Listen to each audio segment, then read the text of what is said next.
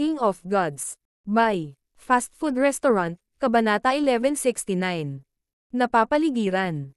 Ang balita tungkol sa mga puwersa ng Skyfeather Island Lord na napatay ay nagsimulang dahan-dahang kumalat pagkaalis ni Zhao Fang. Tanging ang mga patriarch ng pinakamalakas na 5 puwersa sa Skyfeather Island ang may lakas na makalusot sa hanay ng Heaven Luo Earth Sha, ngunit wala sa kanila ang maglalakas loob na pumatay sa mga nasasakupan ng Skyfeather Island Lord. Sino ang taong nakasakit sa True God Guisha at pumatay sa mga alagad at lingkod na ito? Sa sandaling ito, si Zhao Fang ay nakatayo sa Black Destruction Serpent Dragon habang umaandar ito patungo sa teritoryo ng Skyfeather Island Lord. Habang nasa daan, nakita ni Zhao Fang ang ilang puwersa na hindi pa niya nakita. Nakakita pa si Zhao Fang ng puwersang mas malakas kaysa sa Blue-Eyed Ice Wolf Race. Nakakatakot ang bloodline ng Serpent Dragon na iyon. Nanginginig ang bloodline ng patriarch ng isang puwersa nang maramdaman niyang lumipad ang Black Destruction Serpent Dragon sa kanyang ulo. Bukod sa mga puwersa ng Skyfeather Island Lord, ang pinakamalakas na eksperto sa iba pang puwersa ay ang Rank 2 True God. Sa oras na ito, ang Black Destruction Serpent Dragon ay naka-recover na sa cultivation ng isang Rank 1 True God, kaya halatang natakot sila nang maramdaman nila ang bloodline nito. Kailan lumitaw ang isang napakalakas sa Skyfeather Island? Bulalas ng maraming eksperto nang makita nila ang itim na Serpent Dragon at ang lalaking may gintong buhok na lumipad sa kanilang mga ulo. Whoosh! Ang mga itim na apoy ay kumislap sa hangin habang ang Black Destruction Serpent Dragon ay nag-iwan ng bakas ng iskarlate itim na apoy ng destruction kasunod nito. Ngayon na ang Black Destruction Serpent Dragon ay naging mas malakas, ang bilis nito ay tumaas din ng husto. Bilang karagdagan, dahil hinabol ni Zhao Fang ang True God Gili sa isang lugar na hindi kalayuan sa teritoryo ng Skyfeather Island Lord, dumating ang Black Destruction Serpent Dragon pagkalipas ng isang buwan. Ang teritoryo ng Skyfeather Island Lord ay isang hanay ng mga bundok. Damang-dama mula sa kanila ang malagim na aura na umabot sa langit. Mayroong hindi mabilang na mga libingan na itinayo at ilang malalaking bulwagan ang itinayo sa kalagitnaan ng mga bundok. Sa sandaling ito, may ilang mga tagapaglingkod sa mga bulwagan na ito. Medyo mahina sila, kaya hindi sila tinawag ni True God Guisha kanina. Lahat ng tao, mawala. Kung hindi, papatayin kita. Ipinalibot ni Zhao Fang ang kanyang Mystic Light Sacred Power at umungal. Isang dumadagandong na boses ang kumalat at umalangaw-ngaw sa pandinig ng lahat. Bagamat desidido si Zhao Fang pagdating sa pagpatay, hindi siya pumatay ng mga inosenteng tao. Ang ilang mga katulong ay agad na lumipad palabas ng mga bulwagan at nagtago pagkatapos umatras sa isang tiyak na distansya, ngunit hindi sila umalis. Naisip nila na si Zhao Fang ay hindi maglalakas loob na gumawa ng anuman. Sino ang mga ngahas na magdulot ng kaguluhan sa teritoryo ng Skyfeather Island Lord? Gayunpaman, mayroong exception para sa lahat, at si Zhao Fang ang exception na ito. Sira. Sabi ni Zhao Fang. Ho! Ang Black Destruction Serpent Dragon ay nag-swipe out gamit ang kanyang buntot, pagkatapos ay umabant habang naglalabas ito ng iskarlate itim na apoy mula sa kanyang bibig. Ang mga gusali dito ay ginawa mula sa bihira at mahalagang mga materyales at ang mga array ay napakatigas, ngunit sila ay nawasak ng Black Destruction Serpent Dragon's Destruction Dragon Flames. Naging abo ang lahat ng dumaan ang iskarlate itim na apoy. Ang sinaunang teleportation array. Direktang dama po ang tingin ni Zhao Fang sa ibaba ng mga bulwagan. Whoosh! Agad na dama po ang figure ni Zhao Fang sa tabi ng sinaunang teleportation array. Sa sandaling ito, nagsimulang mag-alinlangan si Zhao Fang kung dapat ba niyang gamitin ang teleportation array para umalis na lang. Sa sandaling ito, biglang bumaba ang isang nakakatakot na aura. Zhao Fang, ang lakas ng loob mong sirain ang lugar na ito. Ang True God Guisha ay tumingin sa tanawin sa kanyang harapan, at halos lumabas ang apoy ng galit mula sa kanyang mga mata. Sinira pa ni Zhao Fang ang lugar na ito. Mahirap ipaliwanag ito kapag bumalik ang kanyang kuya. Ang pagpatay man lang kay Zhao Fang at pagkuha ng kanyang mga kayamanan ay sapat na para mapatahimik ang galit ng kanyang nakatatandang kapatid. Ang mga mata ni True God Guisha ay tumutok kay Zhao Fang. Ang tanga. Ang teleportation array na ito ay nangangailangan ng array master para i-activate ito. Maaari itong mag-teleport sa anumang iba pang array sa Blue Ocean Bay, ngunit hindi mo ito magagamit. Ang True God Geisha ay nagpahayag ng malamig na tingin na puno ng panunuya. Boom! Isang madilim na mundo ang agad na lumitaw sa likod ni True God Geisha. Ito ang kapangyarihan ng kanyang Little World Projection. Gagamitin ng True God Geisha ang kanyang buong kapangyarihan ngayon. Umikot ang mga mata ni Zhao Fang. Ang True God Geisha ay nagpakawala ng kapangyarihan ng kanyang Little World sa simula pa lamang. Nangangahulugan ito na si Zhao Fang ay hindi makakapag-teleport palayo sa alinmang paraan. Kung sinubukan niyang magtago muli sa Misty Spatial World, maraming flaws ang mabubunyag. Whoosh! Dumating ang Black Destruction Serpent Dragon sa tabi ni Zhao Fang. Bagamat nakabawi ito sa isang Rank 1 True God, hindi ito sapat para harapin ang isang Rank 3 True God. Sky Ghost Punch. Ang True God Geisha ay sumuntok kay Zhao Fang. Sa pagdagdag ng kanyang madilim na mundo, ito ay mas malakas. Si Zhao Fang ay hindi nagpalipat-lipat ng anumang Mystic Light Sacred Power. Nakangiti lang siyang nakatayo sa loob ng Little World Projection ni True God Geisha. Ang panaginip na gininto ang liwanag ay biglang sumilay sa kaliwang mata ni Zhao Fang habang nakalok ito sa pag-atake ni True God Geisha at agad na sinuri ang istruktura nito. Boom! Isang itim na kamao ang biglang bumaril mula sa kaliwang mata ni Zhao Fang. Ano? Ang True God Geisha ay agad na nawalan ng kakayahang mag-isip habang pinapanood ang dalawang kamao na nagsasalpukan sa hangin. Talagang ginamit ni Zhao Fang ang eksaktong parehong diskarte sa pakikipaglaban gaya niya, at pareho rin ang kapangyarihan nito. Ang Black Destruction Serpent Dragon ay biglang naglabas ng ipinagbabawal na mapangwasak na kapangyarihan mula sa kaliwang bahagi ni True God Geisha. Hindi maganda, ang origin power of destruction. Nagbago ang ekspresyon ni True God Geisha. Naramdaman niya ang Black Destruction Serpent Dragon, ngunit ang eksena kanina ay masyadong nakakagulat, kaya nakalimutan niya ito sandali. Hindi niya kailanman minamaliit ang Black Destruction Serpent Dragon dahil mayroon itong bloodline ng Destruction Dragon Race. Destruction Dragon Breath. Ang Black Destruction Serpent Dragon ay nagdure ng isang escarlatatem na banal na apoy. Boom! Isang higanteng malaaraw na escarlate itim na bowl ang apoy ang tila nag-alab sa lahat habang ito ay lumitaw sa langit at lupa. Kahit na ang Little World ni True God Geisha ay sinusunog. Boom! Isang malagim na hangin ang nagkalat sa escarlate itim na araw. Bilang isang Rank 3 True God, ang True God Geisha ay halatang maraming nakatagong card. Hindi siya kayang harapin ng Black Destruction Serpent Dragon ng ganoon kadali. Ang True God Geisha ay may hawak na isang maitim na sibat na pilak na pinalamutian ng mga buto. Ang dulo ng sibat ay nagmistulang dila na tumutusok sa mga panga ng bungo, na nakakakilabot at nakapangingilabot. Gayunpaman, nang nagawa niyang harangan ang pag-atake ng Black Destruction Serpent Dragon, natapos na mabuo ang Tribulation Lightning Eye Flame ni Zhao Fang. Boom! Isang bola ng gininto ang puting kidlat ang sumabog sa mukha ni True God Geisha. Arg! Naramdaman ng True God Geisha na parang 10,000 kidlat ang bumubuga sa kanyang kaluluwa, at siya ay nasa matinding sakit. Hindi tumigil si Zhao Fang pagkatapos ng suntok na ito. Naglabas siya ng isang tatsulok na piraso ng metal. Ding! Ding! Ang tatsulok na piraso ng metal ay naging isang mahabang itim na espada, at ang mga berdeng linya dito ay kumikislap na may mahinang gintong liwanag. Agad na naglaslas si Zhao Fang pagkatapos niyang pagsamahin ang kanyang Lightning Fire Obliteration at Divine Power dito. Little Black, umalis na tayo.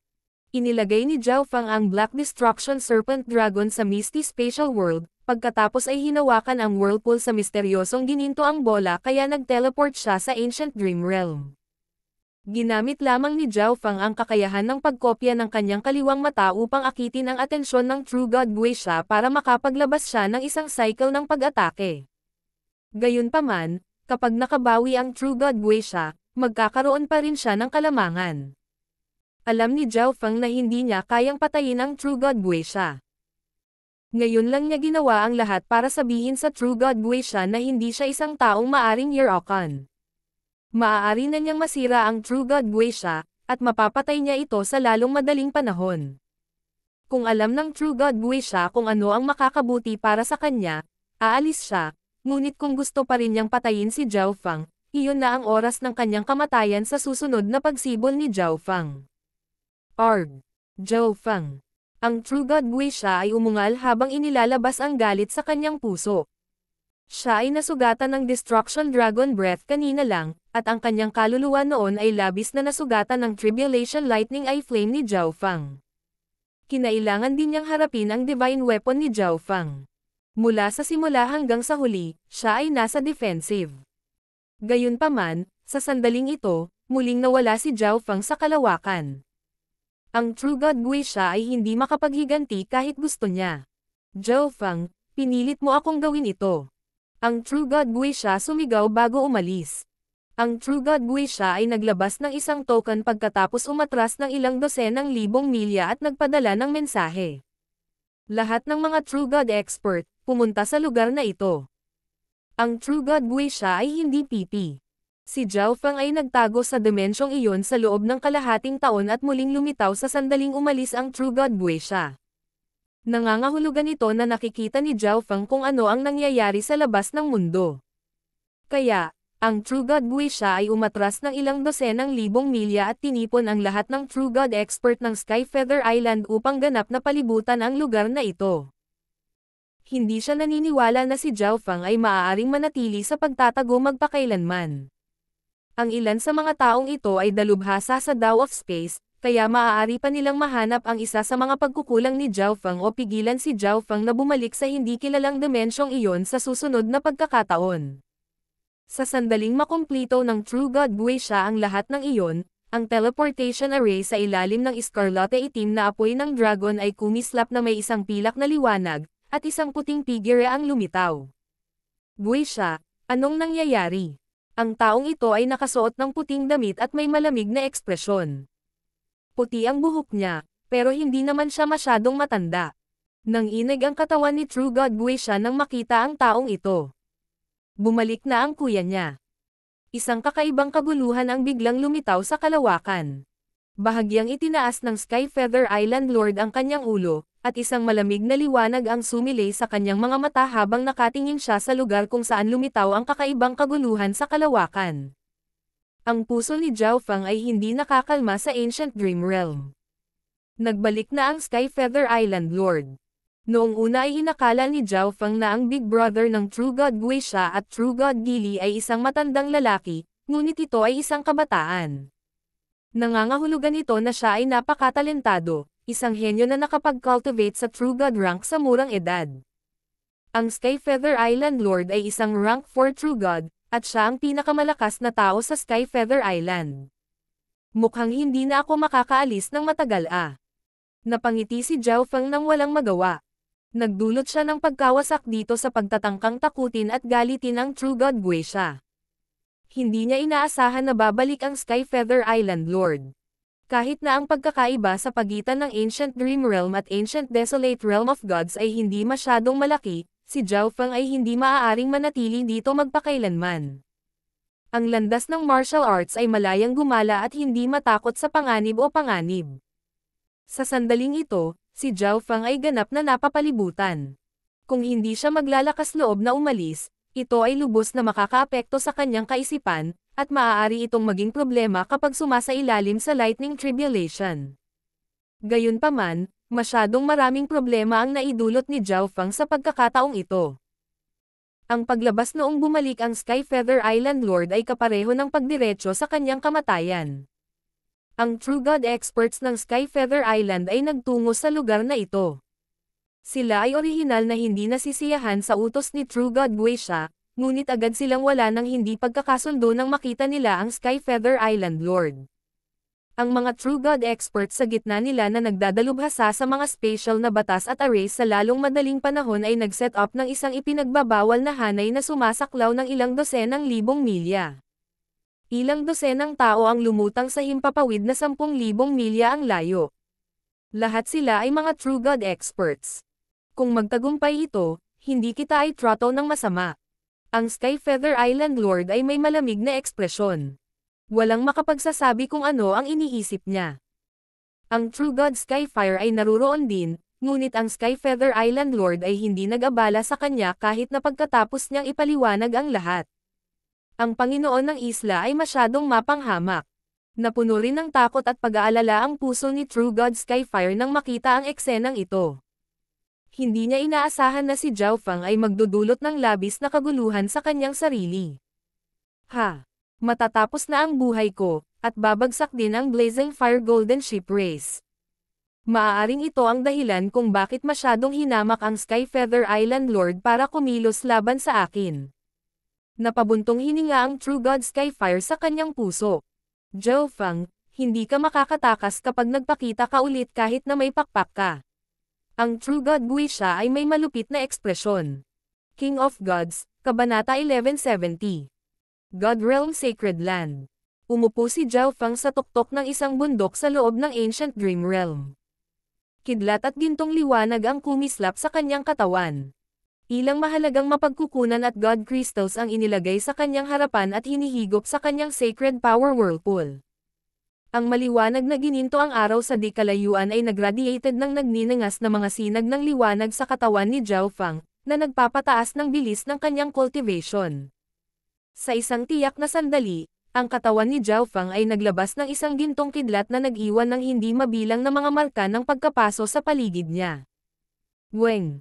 Ang Metal of Wind Lightning sa paligid ng katawan ni Zhao Fang ay naging mas maliwanag at lumiwanag hanggang sa ito ay naglabas ng isang nakakaakit na gintong liwanag.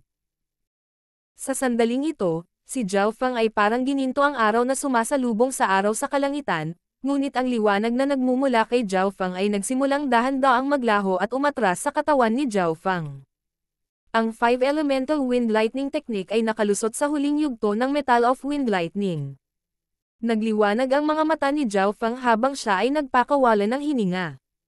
Ngunit ang lakas na ito ay hindi pa rin sapat. Bagamat umunlad ang kanyang Metal of Wind Lightning, hindi nagpahayag ng labis na kagalakan si Zhao Fang. Kahit na siya ay naglilinang sa Ancient Dream Realm ng walang isyo, alam pa rin niya ang lahat ng mga panganib sa labas ng mundo. Kasalukuyang walang tao sa paligid ng teritoryo ng Sky Feather Island Lord, ngunit alam ni Zhao Fang na nagtatago lang ang mga taong ito, kasama ang True God Guisha at ang Sky Feather Island Lord mismo. Masasabing, sa panahong ito, si Zhao Fang ay napapaligiran ng bawat eksperto sa Sky Feather Island. Kapag lumabas siya, aatakehin siya ng lahat ng mga ekspertong ito. Kahit isang rank 5 True God ay papatayin. Gayunpaman, mayroon pa ring pagkakataon ng pag-asa. Naisip na ni Zhao Fang ang dalawang opsyon. Ang una ay para kay Zhao Fang na makapasok sa Heavenly Divine Realm. Magagawa niyang maging rank 2 True God kahit papaano, at pagkatapos ay makakalusot din sina Zhao Wang at Zhao Wan sa Heavenly Divine Realm. Kapag nakapasok na silang lahat sa Heavenly Divine Realm at pinagsama-sama ang kanilang cultivation, maaari silang makacharge at makatakas. Ang pangalawang opsyon ay gumastos ng maraming mapagkukunan sa Black Destruction Serpent Dragon at tulungan itong mabawi ang lakas nito. Ang Black Destruction Serpent Dragon ay maihahambing sa isang Ancient God sa tuktok nito, kaya halatang napakalakas nito. Hindi ito naglagay ng tigdas na Sky Feather Island Lord sa mga mata nito. Gayunpaman, ang dalawang pagpipiliang ito ay parehong may mahusay na downsides. Ang unang opsyon ay nangangahulugan na si Zhao Fang at ang kanyang dalawang clone ay mawawalan ng malaking potensyal, ibig sabihin, ang kanilang martial path sa hinaharap ay magiging mas mahirap. Ang pangalawang opsyon ay magdadala ng panganib kay Zhao Fang. Kung tutuusin, magiging mas madali para sa Black Destruction Serpent Dragon na makatakas mula sa kanyang kontrol kapag mas malakas ito. Dadagdagan ko lang muna ang lakas ko. Dapat may iba pang pamamaraan. Tumigil si Zhao Fang sa pag-iisip tungkol dito sa ngayon. Nag-isip siya ng isa pang opsyon ngayon lang, ngunit mayroon itong mas malala pang side effects, kaya nagpa siya si Zhao Fang na mag-isip habang naglilinang. Kailangan lang niyang piliin ang opsyon na may pinakamahinang side effects kung wala siyang maisip na mas maganda. Weng! Isang pares ng gininto ang pakpak ng kidlat ang nabuo sa likod ni Zhao Fang. Whoosh! Si Zhao Fang ay naging isang bahid ng gintong liwanag na nawala sa kalangitan. Maraming aspeto ang maaaring pagbutihin ni Zhao Fang sa ngayon. Bukod sa Metal of Wind Lightning na katatapos lang tumagos, Nandoon din ang kanyang Sacred Lightning Body, ang kanyang Eye Bloodline Techniques, ang kanyang Metal Lightning Light Wings Technique, at ang God Blood sa kanyang hintuturo. Si Zhao Feng ay gumugol araw-araw sa Ancient Dream Realm sa paglinang at pagpapahusay sa kanyang sarili. Sa isang kisap mata, kalahating taon ang lumipas, ngunit ang True God experts ng Skyfeather Island ay nagbabantay pa rin sa labas. Ang kalahating taon ay wala para sa mga True God expert na naroroon, karamihan sa kanila ay mahigit 50,000 taong gulang. Gayunpaman, sa sandaling ito, walang sino man mula sa Skyfeather Island ang nakakaalam na ang ibang mga lugar ng Ancient Desolate Realm of Gods ay lubos na nabigla. Isang bagyo ang humahampas sa lahat, mula sa malalaking puwersa hanggang sa maliliit na puwersa. Sa isang nakasisilaw na gininto ang asol na palasyo sa Blue Ocean Bay. Weng! Isang nagniningning na puting landas ang lumitaw sa isang lumang batong kinatatayuan. Nagpakita ito ng sinaunang aura na tila mas dalisay pa kaysa sa Ancient Desolate Realm of Gods. Ang Wild Ancient Secret Dimension ay matagumpay na nakakonekta. Isang matanda ngunit maliwanag na boses ang umalangaw sa langit at lupa, na naging dahilan upang manginig ang mga kalapit na makapangyarihang tao. Ang boses kanina ay ang Patriarch ng Golden Jade Race, Ancient God Light Jade. Sa sandaling ito, ilang matandang True God experts sa tabi ng stone stand ang pumunta sa pathway at kumuha ng ilang mga item. Ang mga item na ito ay kumikislap na may iba't ibang kulay habang tinatakpan nila ang landas. Sa pag-uulat sa Patriarch, ang pinakamataas na cultivation na kayang tiisin ng landas na ito ay isang rank 5 True God. Nagniningning ang mga mata ng matanda. Ang Wild Ancient Secret Dimension ay bumukas isang beses bawat 10,000 taon, at kadalasan, ang pinakamataas na cultivation na pinapayagang pumasok ay isang rank 3 o rank 4 True God lamang. Para sa isang lugar tulad ng Blue Ocean Bay, ang limitasyon para sa mga disipulo na maaaring makapasok ay mas mababa pa.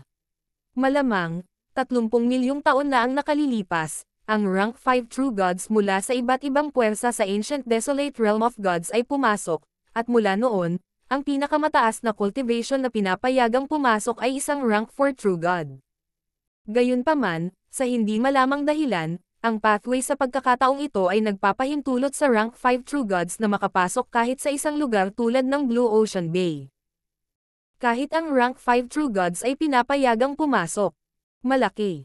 Hindi ko akalain na ako, si True God Tianhua, ay magkakaroon ng pagkakataong makapasok sa Wild Ancient Secret Dimension. Isang elder sa grupo na walang anumang kulubot sa kanyang mukha ay may nasasabik na ekspresyon habang siya ay nagpapalabas ng gininto ang liwanag. Siya ang pinakamalakas na rank 5 True God sa lahi, kaya kung papayagan ang rank 5 True Gods na pumasok sa Wild Ancient Secret Dimension, siya ang unang pupunta. Ang Patriarch ng Golden Jade Race ay natahimik saglit bago bumuntong hininga. Kung ang rank 5 True Gods ay makakapasok kahit sa Blue Ocean Bay, kung gayon ang mga puwersa sa gitna ng kontinente ay magkakaroon ng rank 6 True Gods o kahit na Ancient Gods na papasok. Mula sa pananaw ng Patriarch, hindi naman ito isang magandang bagay. Hayaan ang mga quasi-god na disipulo na nakakuha ng pwesto muna. Ang mga nakababatang disipulo sa hindi kalayuan sa stone stand ay naiinip na bago matapos magsalita ang Golden Jade Race Patriarch. Mayroong walang limitasyong kapalaran sa Wild Ancient Secret Dimension, at may limitasyon sa antas ng cultivation. Ang lihim na sukat na ito ay karaniwang ginawa para sa mga disipulong quasi-god. Upang makuha ang titulong quasi-god, ang isang tao ay dapat magkaroon ng divine power at makakapasok sa Heavenly Divine Realm anumang sandali ng may 100% na kumpiyansa. Kahit na sila ay mga demigods lamang, ang kanilang lakas ay napakahusay. Halimbawa, ang pinakamalakas na quasi-god ng Golden Jade Race, Quasi-God Dilin, ay may record ng pagpatay sa isang rank 2 True God. Bagamat natuklasan nila na ang rank 5 True Gods ay maaaring pumasok, ang mga quasi-god na disciples na ito ay nakakuha na ng pwesto. Hindi maalis ng karera ang kanilang karapatan na makapasok ngayon. Unang tao, Quasi-God Dilin. Nagsimulang pumasok ang mga quasi-god expert ng Golden Jade Race kasama ang anunsyo ng matanda. Ang Golden Jade Race ay may kabuoang 16 na quasi-god spot. Sa pangatlo mula sa huli sa 16 ay isang kabataang nakaputi, ngunit medyo tense ang gwapong mukha nito. Ang taong ito ay si Shifang, ang numero 1 henyo ng Skyfeather Island. Nakakuha siya ng pwesto dahil sa mga koneksyon ng kanyang master, ngunit sa mga quasi-god na disciples na papasok sa Wild Ancient Secret Dimension, pangatlo lang siya sa huli. Hindi nagtagal ay natapos na ang pagpasok ng mga quasi-god na disipulo. True God Tianhua, protektahan ang quasi-god na mga disipulo ng lahi. Sabi ng Patriarch ng Golden Jade Race. Naiintindihan, Patriarch. Ang True God Tianhua ang pinakamalakas na rank 5 True God sa Golden Jade Race, kaya walang nagsabi ng kahit ano tungkol sa pagpasok niya muna. Siya ay orihinal na walang pwesto dahil ang rank 5 True Gods mula sa Golden Jade Race ay hindi pa nakapasok dati. Kahit ang rank 4 True Gods ay wala, ngunit sa ilang kadahilanan, iba ang pagkakataong ito. Mula sa pananaw ng True God Tianhua, ito ay isang kapalaran na ipinagkaloob sa kanya mismo ng langit. Whoosh! Ang True God Tianhua ay agad na pumasok sa landas, ngunit ang landas ay nagsimulang manginig at maging malabo. Alam ng lahat na nangangahulugan ito na ang landas ay nagiging hindi matatag. Hindi na makakapasok ang rank 5 True Gods. Rank 4 True God. Ang pinakamalakas na rank 4 True God ng lahi pagkatapos ay pumasok, na naging dahilan upang maging mas malabo ang puting landas. Sa pagpasok ng bawat karagdagang tao, ang landas ay lalabo. Dalawang rank 4 True Gods lang ang nakapasok. Rank 3 True God. Isang rank 3 True God mula sa kanilang race ang pumasok, ngunit sa sandaling pumasok siya sa pathway, ilang spatial crack ang lumitaw at hiniwa siya. Ang Golden Jade Race ay patay na tahimik. Isang rank 3 True God ang namatay ng ganoon. Rank 2 True God.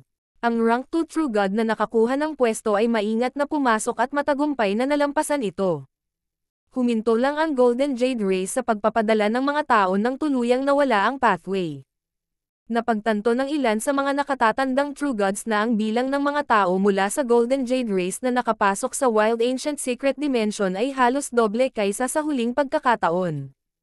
Sa ibang lugar sa gulong zone, isang higanteng bola ng puting liwanag ang lumutang sa hangin sa itaas ng banal na sagradong lupain na iginagalang ng 12,000 tao. Ang mga palasyo at gusali ay lumutang sa loob ng bola ng liwanag. Sa isang tiyak na sandali, isang figure na may kakaibang mga guhit sa kanilang mukha at isang pares ng matalas na mata ang pumasok sa bola ng liwanag. Nakapasok na ang quasi-god Heaven Swallower. Ang mga mata ng hindi mabilang na quasi-gods at true gods sa likod ay napuno ng paggalang at paghanga. Malamang, natugunan na ng quasi-god Heaven Devourer ang mga kinakailangan para maging rank 4 true god. Pagkatapos ng kapalarang natamo niya doon, malamang na mas lalakas pa siya. Baka maging God Lord pa siya sa hinaharap at maging isa sa mga elder ng Heaven Devouring Sacred Land. Ang mga mata ng hindi mabilang na magagandang babae ay napuno ng nakasisilaw na mga ilaw. Kung marinig ito ng ibang puwersa ng gulong zone, magugulat sila. Ang God Lord ay ang ranggo sa itaas ng Ancient God, ngunit ito ay itinuturing lamang na isang elder dito. Gayunpaman, kung narinig ng ilang Pick 4 Star Forces o 5 Star Forces ang mga salitang Sacred Land, hindi na sila magugulat. Ang God Realm Sacred Lands ay ipinagbabawal na pag-iral sa Ancient Desolate Realm of Gods. Ang ilang 4.5 bituin na puwersa ay hindi pa narinig ang terminong ito noon. Ang God Realm Sacred Lands ay misteryoso, at pinamunuan nila ang 18 zone sa Ancient Desolate Realm of Gods. Hindi lahat ng zone ay mayroong God Realm Sacred Land. Nagsimulang pumasok ang ibang mga disipulo pagkatapos na pumasok ang quasi-God Heaven Swallower. Maghiwa-hiwalay tayo ngayon, sabi ng isang matanda na tila isa sa hangin. Sa sandaling ito, isang token ang lumitaw sa kanyang kamay, at isang piraso ng impormasyon ang pumasok sa kanyang utak. Sa ngayon, bahagi lang ng gulong zone ang maaaring pumasok sa Wild Ancient Secret Dimension. Ang ibang mga zone sa Ancient Desolate Realm of Gods ay walang anumang palatandaan ng pagkonekta dito.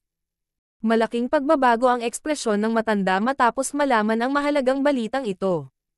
Ang ibang God Realm Sacred Land sa Ancient Desolate Realm of Gods ay dahan-dahan ding nakakuha ng balitang ito. Bahagi lamang ng gulong zone ang matagumpay na nakakonekta sa Wild Ancient Secret Dimension. Gayunpaman, hindi nila nakitang kakaiba ito. Ang Ancient Desolate Realm of Gods ay napakalaki. Ang Wild Ancient Secret Dimension ay maaaring nagsisimula pa lang sa gulong zone bago dahan-dahang gumalaw. Maaaring hindi masyadong matagal bago maabot ng Wild Ancient Secret Dimension ang iba pang bahagi. Nangangahulugan lamang ito na ang gulong zone ay nagkaroon ng head start, at ang iba pang malalaking puwersa ay maghihintay lamang hanggang sa dumating ang Wild Ancient Secret Dimension. Maaaring tumagal ng mga araw o kahit isang buwan. Sa loob ng Ancient Dream Realm, ipinagpatuloy ni Zhao Feng ang paglinang ng Metal of Wind Lightning. Ang kanyang kaliwang daliri ay patuloy na sumanib sa banal na dugo, at ipinagpatuloy niya ang pagsusuri sa ikatlong antas ng Soul Splitting Technique. Ang ibang bahagi ng kanyang kamalayan ay nakatuon sa ibang mga bagay. Isang humanoid na lahi ang biglang lumitaw sa loob ni Zhao Feng, na ikinagulat niya. Ito ang unang pagkakataon na nakakita si Zhao Feng ng isang lahi sa Ancient Dream Realm na hindi lumitaw sa kanilang orihinal na anyo. King of Gods, Kabanata 1171. Wild Ancient Secret Dimension. Sa loob ng kagubatan na nagbigay ng sinaunang aura at Heaven-Earth Yuan Qi na mas dalisay pa kaysa sa Ancient Desolate Realm of Gods, isang kabataang lalaki na may maaliwalas na mga mata ay maingat na naglakad-lakad na may kakaibang ekspresyon. Bahagyang bughaw ang kanyang balat at natatakpan ng mga kaliskis. Ito ba ang Wild Ancient Secret Dimension? Nasa sabik ang lalaki. Ang kanyang pangalan ay Wei Ke, at siya ay mula sa Blue-Scaled Race ng Gulong Zone. Siya ay napakatalino at nagawang maging isang demigod sa loob lamang ng 100 taon, naging isang panloob na miyembro ng kanyang lahi. Ipinakita ni Wei Ke ang kanyang lakas ng makipagkompetensya para sa mga lugar na makapasok sa Wild Ancient Secret Dimension, ngunit isa pa rin siya sa mga pinakamababang buhay sa Blue-Scaled Race. Hayaan mo muna akong tumingin sa mapa. Sinuri ng layunin ni Wei Ke ang isang magaspang na mapa, na lumitaw sa kanyang isipan. Ito ay isang mapa na ginawa mula sa lahat ng miyembro ng Blue-Scaled Race, henerasyon pagkatapos ng henerasyon ng pagpasok sa dimensyon. Bagamat hindi na mabilang na mga taon ang lumipas, hindi pa rin nila nagawang pagsamasamahin ang mapa sa isang kabuuan. Mula dito, makikita kung gaano kalaki ang Wild Ancient Secret Dimension. Ang Wild Ancient Secret Dimension ay ang Ancient Desolate Realm ng pinakamalaking lihim na dimensyon ng Diyos, at karaniwan itong nagbubukas ng isang beses bawat 10,000 taon. 1,000 taon na lamang ang lumipas mula noong nagbukas ang Wild Ancient Secret Dimension noong huling pagkakataon. Sa pananaw ni Wei Ke, dream come true ang makapasok siya. Hindi ko masabi kung nasaan ako. Bumalik sa kanyang katawan ang layunin ni Wei Ke. Sinabi ng mga nakatatanda sa lahi na ang lugar na ito ay lubhang mapanganib. Dapat ko munang kontaken ang ibang miyembro ng lahi. Isang asol na hugis isda ang lumitaw sa kamay ni Wei Ke. Ito ay isang token ng mensahe. Hanggat mayroon siyang token na ito, maaari siyang magpadala ng mensahe sa loob ng isang tiyak na saklaw. Gayunpaman, walang naramdaman si Wei Ke mula sa kanyang token, na nangangahulugang walang ibang miyembro ng Blue-Scaled Race sa malapit. Masyadong malaki ang Wild Ancient Secret Dimension. Walang sino man mula sa Blue-Scaled Race ang nasa paligid ko. Bumantong hininga si Wei Ke bago nagpahayag ng mapagpasyang ekspresyon. Kung ganoon nga, kailangan na lang niyang gumalaw mag-isa. Whoosh! Maingat na lumipad si Wei Ke sa paligid ng kagubatan habang sinisiyasat niya ang kanyang paligid. Ito ang Blood Soul Grass. Nagliwanag ang mga mata ni Wei Ke habang nakatingin sa isang matangkad na pulang damo sa isang tiyak na direksyon. Maaaring pataasin ng Blood Soul Grass ang kapangyarihan ng bloodline ng isang tao at nakakatulong ito para makalusot. Kasabay nito, nakatulong din ito sa kaluluwa. Hindi ito itinuturing na napakahalaga sa mga eksperto ng demigod, ngunit mayroong isang buong larangan ng Blood Soul Grass sa unahan niya na may hindi bababa sa 100 kumpol. Isang galit na dagandong ang tumunog sa hindi kalayuan ng si Wei Ke ay kukunin na sana ang Blood Soul Grass, at isang kulay dugong liwanag ang bumungad sa kanya.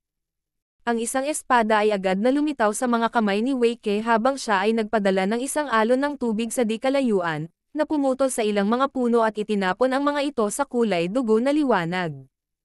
Blood Yuan Race. Nakatutok ang mga mata ni Wei Ke sa isang bola ng kulay dugong malagkit na likido sa kanyang harapan. Maaaring kainin ng Blood Yuan race ang dugo ng ibang lahi at maging anumang hugis na gusto nila. Ito ay nireranggo sa ika-8612 sa 10,000 ancient races. Tulad ng inaasahan, lahat ng 10,000 ancient races dito ay umiiral sa kanilang orihinal na estado. Nagpakita si Wei Ke ng isang nagulat na ekspresyon, at ang layunin ng labanan ay lumabas mula sa kanya. Ang miyembro ng Blood Yuan race na ito ay isa ring demigod, ngunit si Wei Ke ay isang quasi-god, kaya mas malakas siya. Higit pa rito, mas malakas din ang bloodline ng Blue-Scaled race. Gayunpaman, mas maraming kulay dugong ilaw ang biglang kumislap patungo sa kanyang direksyon. Ang napakalaking larangan ng mga ilaw ay yumanig sa puso ni Wei Ke. Tumakbo. Sa sandaling ito, lumitaw ang isang gwapong lalaking may gintong buhok. Ang bilis ni Zhao Fang ay napakabilis, at agad siyang dumating sa tabi ni Wei Ke. Ipinakalat niya ang kanyang layunin at pinahintulutan si Wei Ke na makatakas sa panganib. Ang mga figure ng Blood Yuan race ay unti-unting naglaho pagkatapos nilang lumipad ng ilang sandali. Salamat sa pagtulong sa akin. Sabi ni Wei Ke na may malabong ngiti at pasasalamat sa mga mata. Ang bilis ni Zhao Fang ay doble sa kanya. Dahil dito, iginagalang ni Wei Ke si Zhao Fang. Mula sa kanyang pananaw, si Zhao Fang ay dapat na isang walang katulad na henyo mula sa isang 4.5 bituin na puwersa man lang. Ang Wild Ancient Secret Dimension ay napuno ng panganib, at maraming lahi ang nagpatayan para sa mga mapagkukunan. Kung ito ay ibang tao, wala silang pakialam kay Wei Ke, ngunit iniligtas ni Zhao Fang ang kanyang buhay. Nangangahulugan ito na si Zhao Fang ay hindi isang masamang tao. Hindi na kailangang magpasalamat sa akin, pero bakit ka nag-iisa dito? Tanong ni Zhao Fang. Sa totoo lang, napansin ni Zhao Fang si Wei Ke sa pagdating niya, ngunit hindi siya nag-abala sa kanya dahil si Wei Ke ay hindi masyadong malakas at si Zhao Fang ay tamad na alipin siya. Gayunpaman, naging curious siya nang maglabas si Wei Ke ng message token. Pagkatapos ay dahan-daang lumapit si Zhao Fang at lihim na nanood.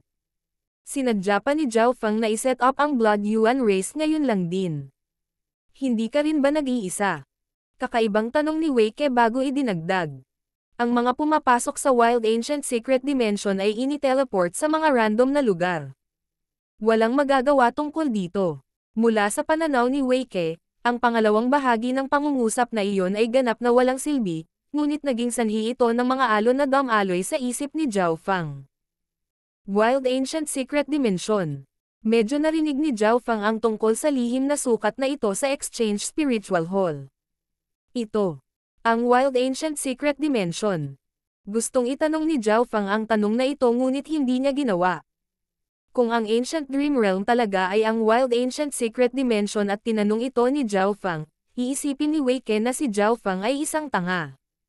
Pang! Pang! Pang! Pang!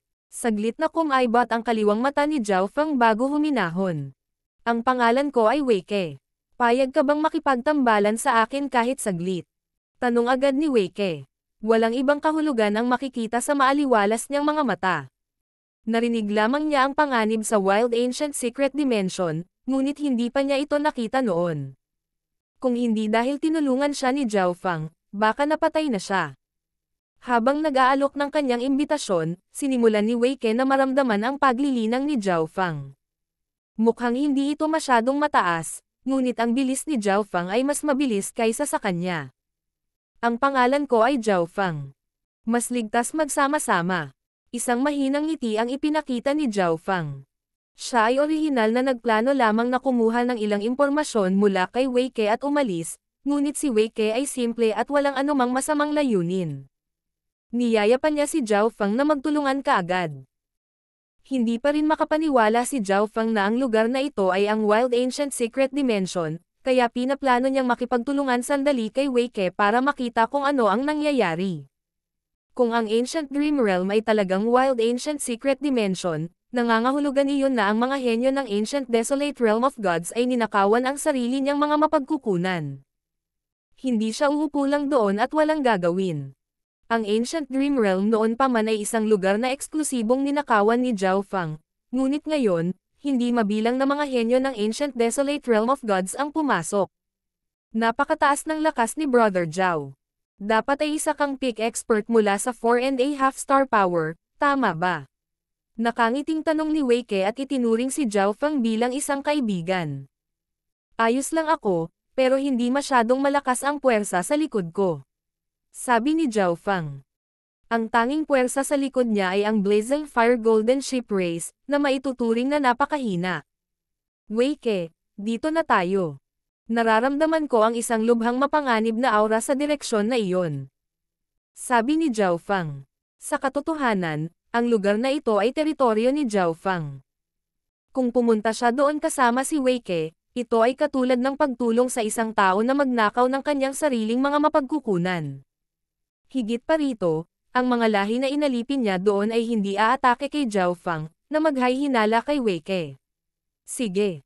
Hindi na masyadong nag-isip si Wei Ke at tumungo sa ibang direksyon kasama si Zhao Feng. Ilang tao mula sa lahi ni Brother Wei ang pumasok sa Wild Ancient Secret Dimension. Nagsimulang magtanong si Zhao Feng ng karagdagang impormasyon. Ang Blue-Scaled Race ay 4.5 star power lang, kaya 45 tao lang ang nakapasok, pero mayroon din kaming makapangyarihang rank 5 True God. Magiging maganda kung makilala natin siya. Sabi ni Wei Ke nang hindi masyadong nag-iisip. 45 tao. Rank 5 True God. Sandaling nanlamig ang mga mata ni Zhao Feng habang siya ay natigilan. Ayon sa mga hula ni Zhao Feng, ang 45 taong ito ay maaaring maging quasi-gods o rank 2 True Gods.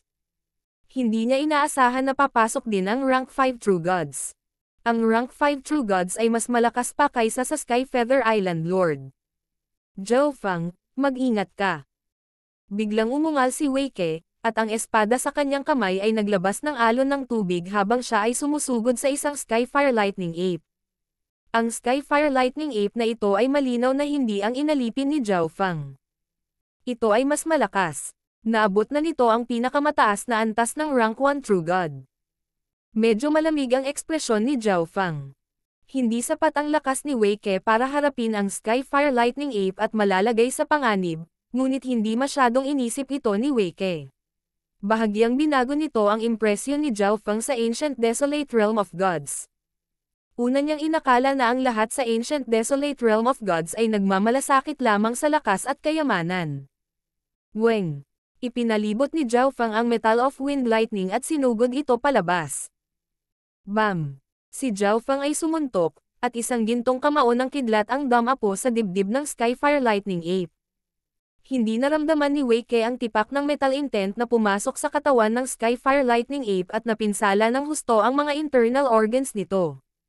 Si Wei Ke ay hindi eksakto mahina. Mas malakas siya kaysa sa rank 1 True Gods. Sa pinagsamang pagsisikap niya at ni Zhao Feng, hindi nagtagal ay nagawa nilang patayin ang Skyfire Lightning Ape. Hinayaan ni Zhao Feng si Wei Ke na kunin ang karamihan ng mahahalagang materyales sa katawan ng Skyfire Lightning Ape. Si Brother Zhao ay hindi lamang mabilis, ngunit napakalakas din. Isang purong ngiti ang ipinakita ni Wei Ke. May malapit sa aking lahi. Sabi ni Wei Ke matapos maramdaman ang asol na token.